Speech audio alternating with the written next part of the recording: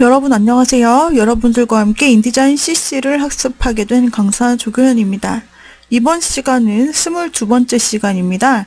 이번 시간부터는 저희가 사진이 많이 들어가 있는 포토북을 제작해 보려고 합니다. 그러면서 동시에 이미지를 활용하는 방법, 그리고 인디자인에서의 이미지 정보에 대해서도 함께 익혀보도록 하겠습니다. 인디자인을 사용하면서 책 작업을 하실 때 이미지 사용은 빼놓을 수 없는 요소가 됩니다. 이와 같이 자주 사용하게 되는 이미지 항목에 대해서 우리가 가져오고 사용하는 방법과 옵션에 대해서 알아보도록 하겠습니다.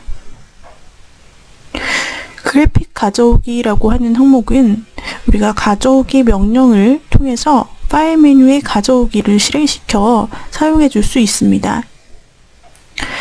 이 가져오기 명령은 이미지 그리고 여러 페이지로 된 PDF 그리고 인디자인 파일을 모두 다 가져올 수 있게 되고요. 인디자인 그래픽을 삽입할 때 기본적으로 사용되는 명령입니다. 이 그래픽 파일들을 가져올 때 옵션을 사용할 수 있는데요. 그래픽의 종류가 어떤 것인지에 따라서 옵션은 달라지게 됩니다. 이런 옵션은 가져오기 대화 상자에서 가져오기 옵션 표시를 선택한 다음에 이제 표시가 될 수 있습니다. 여기서 옵션 표시를 선택하지 않으면은 최근에 사용한 옵션이 그대로 반영이 되게 됩니다. 그리고 이와 같이 가져온 그래픽의 이름들은 링크 패널에 표시가 되게 됩니다. 그러므로 그래픽을 가져오는 작업과 링크 패널은 아주 밀접한 관계에 있다고 할 수 있습니다. 다음으로 그래픽 형식에 대한 이해를 살펴보도록 하겠습니다.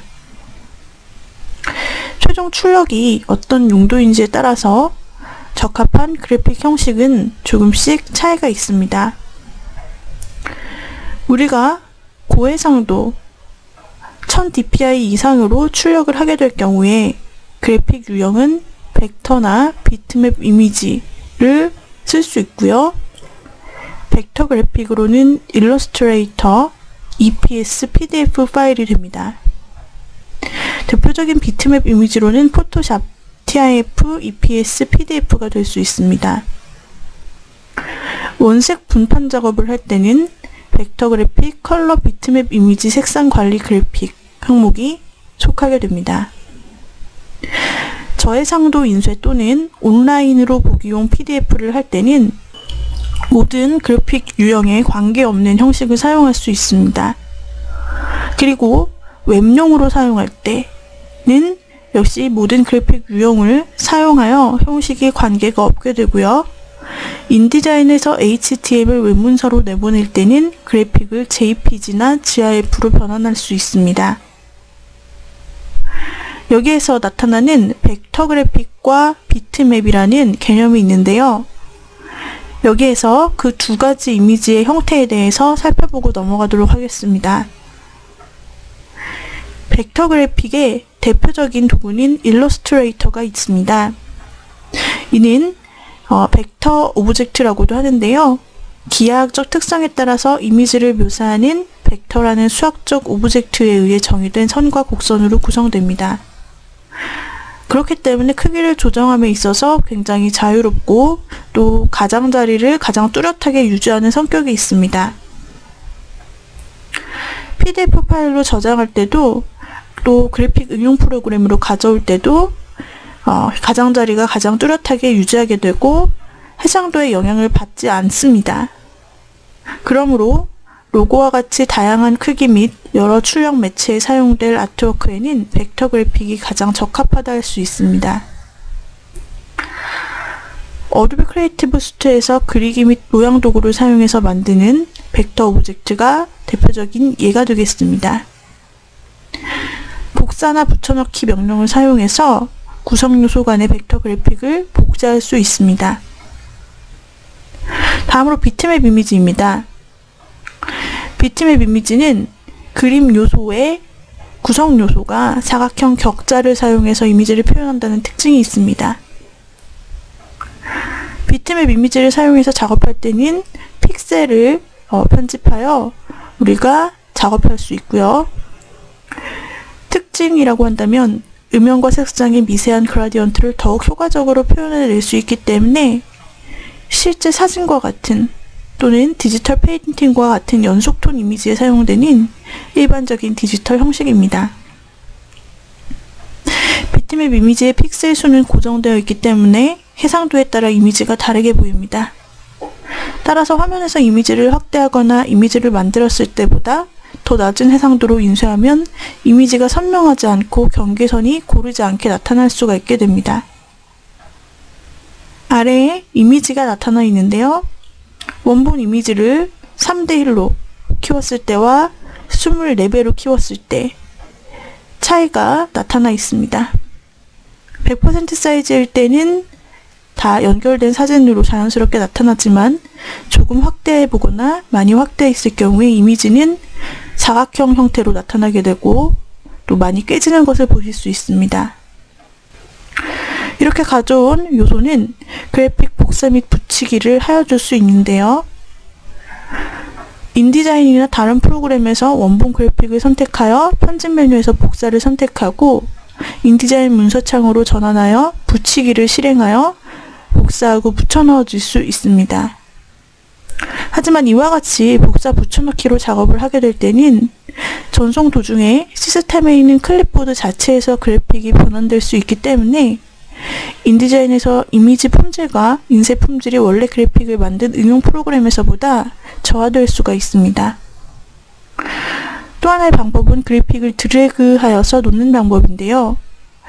가져오기 명령을 사용할 때와 마찬가지로 이미지를 가져온 후 링크 패널에 이미지가 표현됩니다.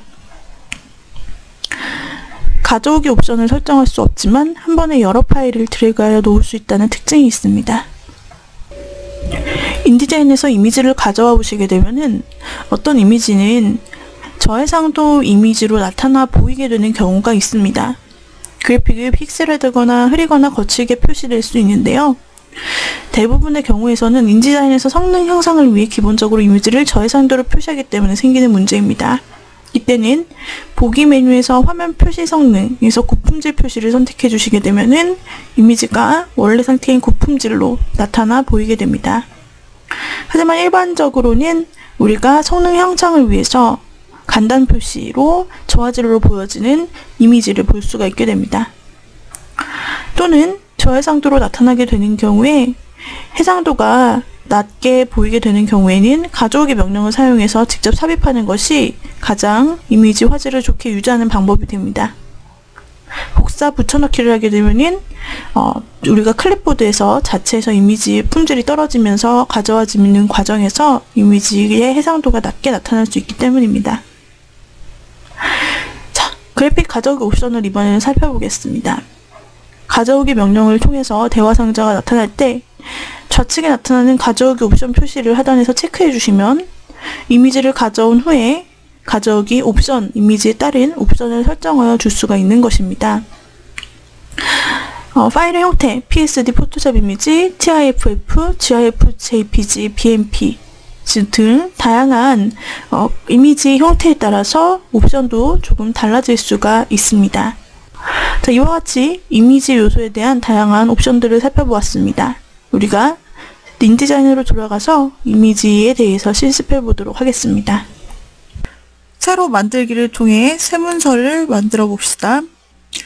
자, 새로 만들기를 통해서 인쇄용의 A4 사이즈를 설정하시고요. 여기에서 먼저 표지를 제작하기 위해서 페이지 수를 3으로 설정할 겁니다. A4 사이즈는 폭이 210, 높이가 297mm로 설정되어 있을 거예요. 페이지는 3으로 설정하시고요. 여백 및 단을 클릭하여서 여백을 모두 0으로 만들어 줍니다. 바로 확인을 눌러줍니다. 이렇게 하는 이유는 나중에 우리가 책 등을 만들 때 그때를 위해서인데요. 일단 이렇게 새 페이지로 만들어 놓으시고요. 그 상태에서 새 페이지를 하나의 1번 페이지 옆으로 다 붙여버릴 것입니다. 그러려면 어떻게 해야 되죠? 스프레드 형식으로 문서를 붙이려면 바로 페이지에서 마우스 우클릭한 후 여기에서 문서 페이지 재편성 허용 부분을 체크 해제한 후 1페이지와 2페이지와 3페이지를 드래그해서 이렇게 붙일 수가 있었습니다. 그쵸? 자, 이렇게 재편성을 허용한 후 이제 페이지 도구를 선택합니다. 단축키는 Shift P죠. 선택 툴 아래에 있습니다. 선택해서 지금 2페이지를 클릭한 채 페이지 도구를 선택하면 2페이지가 선택되고 2페이지는 바로 책 등이 될 부분입니다. 책 등. 그리고 상단에 W 부분에서 폭을 설정할 수 있는데요. 책 등의 폭은 3cm로 변경할 것입니다. 그러면 3cm면 30mm이기 때문에 30이라 입력하신 후 엔터를 치시면 자, 이와 같이 변경 적용이 되겠죠. 자, 여기서 10mm로 다시 한번 줄여 엔터를 쳐봅시다. 자, 여기서 우리 최종적으로 15mm로 늘려서 책 등의 사이즈를 설정했습니다. 그러면 이렇게 책 등의 너비만큼 페이지가 줄어들고 페이지 패널에서도 이 페이지가 줄어들어 보이죠. 그런데 만약에 아까 우리가 새로 페이지를 만들 때 여백을 너무 크게 설정하게 되면 여백이 기본적으로 있기 때문에 그보다 작게 줄어들지가 않습니다. 페이지가.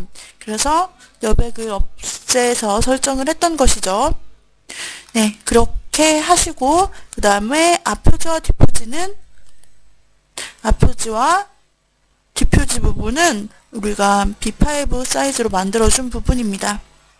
자, 그러면 다시 선택 도구를 눌러 페이지 도구에서 벗어나시고 이렇게 기본적인 틀을 일단 만드시고 이 상태에서 다른 이름으로 저장을 한 후 작업을 계속 이어나가겠습니다. 자, 이 상태에서 표지를 꾸며보겠습니다.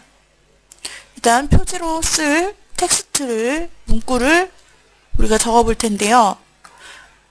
문자 도구를 사용해서 텍스트를 작성해 봅시다. 자, 문자가 들어갈 텍스트 상자를 만들고 텍스트를 입력하고 그 다음에 크기를 변경해 줄 것입니다. 자, 쓰셨다면은 텍스트를 선택하시고 상단 옵션 바에서 서체를 골라주시면 됩니다. 자, 여기서는 마이 포토북이라고 썼습니다. 그에 대한 어떤 스토리를 담은 포토북을 만들고자 하는데요. 그러한 느낌이 드는 서체를 이렇게 저렇게 여러분들이 미리 보기 부분에서 찾아보시고 여러분들이 원하시는 서체를 골라주시면 되겠죠? 자, 하셨으면은 왼쪽 정렬 또는 가운데 정렬로 정렬을 맞춰주시고 또 작업하시고요. 또 글자의 사이즈를 여러분들이 원하시는 대로 설정하여 배치해보세요. 자, 정렬도 해보시고요. 자, 이런 식으로 텍스트를 입력하신 다음에 보기에서 미리 보기를 해서 한번 마음에 드시는지를 살펴보시기 바랍니다. 자, 다음으로 타이틀을 완성하셨다면 이제 소제목을 넣겠습니다. 문자 도구로 다시 한번 큰 제목 밑에 텍스트 박스를 만들고 이번에는 한글로 소제목을 넣어 볼게요.